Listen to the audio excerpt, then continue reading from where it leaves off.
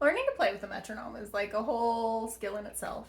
But I'm going to give you just another idea for learning to play along with people singing, and that is to put the metronome at a pretty fast speed.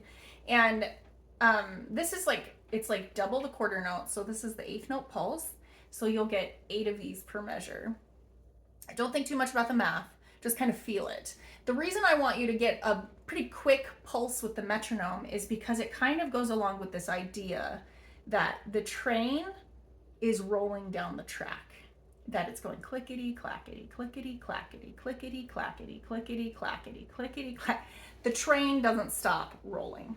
So even if somebody's hat flies out the window, even if someone drops their cell phone out the door, right? The train doesn't care. The train keeps on going.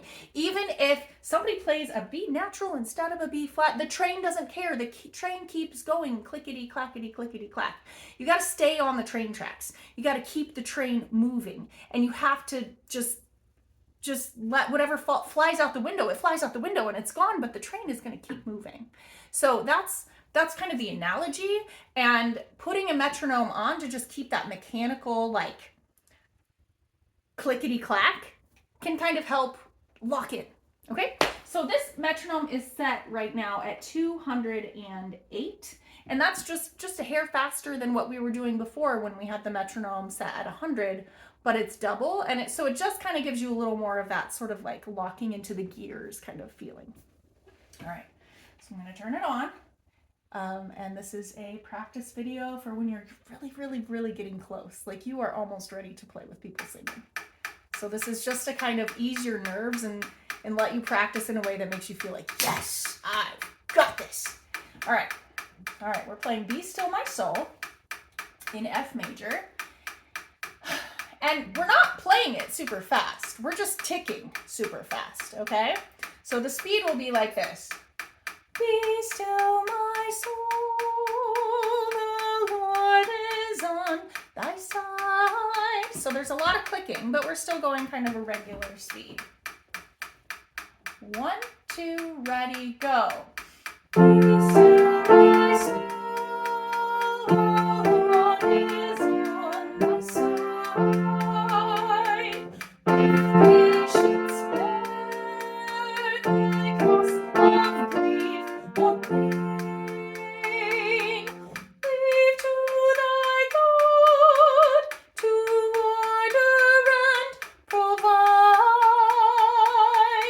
In every change he faithful will remain. Be still my soul, thy best, my heavenly friend.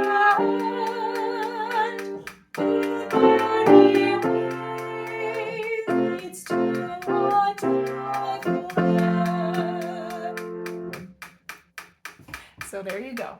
One more practice tool to help you feel a little bit more prepared.